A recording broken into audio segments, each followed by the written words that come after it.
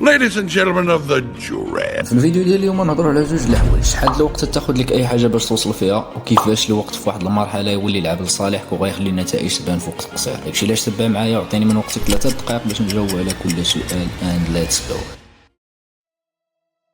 And by the way, when I say quick, most people think quick means 2 months or 5 months. Quick is 5 to 10 years. It's not 5 to 10 months. الحوايج الكبيره في الحياه كياخذوا وقت طويل على حساب الخدمه والذكاء ديالك. داكشي علاش الا كنتي ناوي تدخل شي حاجه كبيره نسى عليك الوقت وعطيه في الخدمه. فاش كنبداو شي حاجه كما كانت، سواء كان هادشي تبدا يوتيوب ولا تبدا شي مشروع او لا تبغي تولي لعب الكره الى اخره، كاملين عارفين انه غتجي واحد الوقت وغتنجح في ديك الحاجه اللي كنتي تديرها بشكل صحيح. غتجي واحد الوقت وغتطلع القناه ديالك، غيجي واحد الوقت وينجح المشروع ديالك، غيجي واحد الوقت وتسني مع شي فرقه. ولكن اللي ما عارفينش هو امتى هذا الوقت. الجواب بطبيعه الحال حتى حد ما عارف، وما عارفين لا واش قريب ولا بعيد. ولكن اللي عليك من الاول هو تدخل بالعقليه ديال انه خاصك تخدم حتى توصل ديك الوقيته، وهذا هو الخيار الوحيد. اذروايز تبقى بلاصتك وتبقى تعاود في الجمله الشهيره كون بديت شحال هذيك وواهلين فين انا دابا.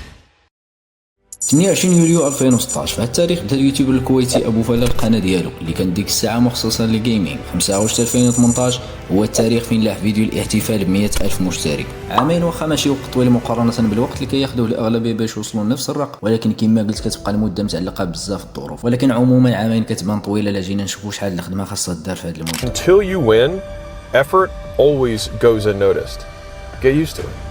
واللي كيخلي المده اللي كياخذها الهدف الكبير طول هو انك تخدم وما تتخلصش عليها، تخدم وانت عند بالك ما فيها ربح، تخدم وما متاكدش واش داكشي اللي كدير غيعطي نتيجه، تخدم وانت شاك باللي غتضيع وقتك. ولكن المهم في هذا الشيء كامل هو انك تخدم حتى كتنجح، عاد كيبان بلي ديك الخدمه كامله ما مشاتش غير هكاك.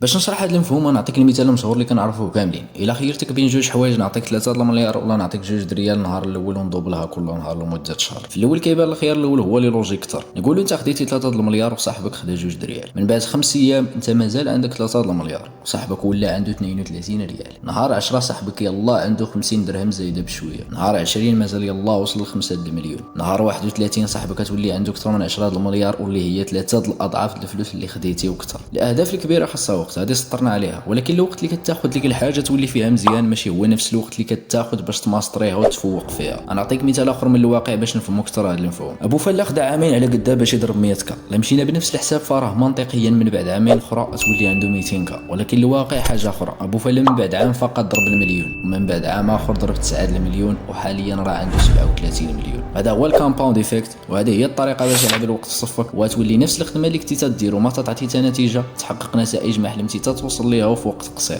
هذا كريس ويليامسون بودكاستر، بدا البودكاست ديالو عام 2018، وفي هذا الفيديو كيقول انه فقط في شهر واحد ربحوا اكثر من اللي ربحوه في 3 سنين ونص الاولى في البدايه ديالهم. وهذا الشيء غير من الناحيه الماليه. we made more money just from a revenue perspective. We made more money and more subs in 1 month December of last year than we did in the entire first 3.5 years of the show. وفي لقطه اخرى من نفس الفيديو كيقول ان الاحصائيات ديال سبوتيفاي تتقول ان 80% ديال الناس اللي كيتصنتوا للبودكاست ديالو بانوا فقط في 2023. اللي بغيتك تفهم من هذا الفيديو هو ان البدايه طويله وفيها الخدمه، ولكن جايه واحد الوقيته اللي ماشي غتنجح في ديك الحاجه وانما غتفرقع فيها وغتشوف ان ديك التماره كامله ما مشاتش في الزيرو. هكا نكونوا سالينا الفيديو ديال اليوم، نتمنى تكون استفدتوا ولو حاجه بسيطه، ونشوفكم في الفيديو الجاي.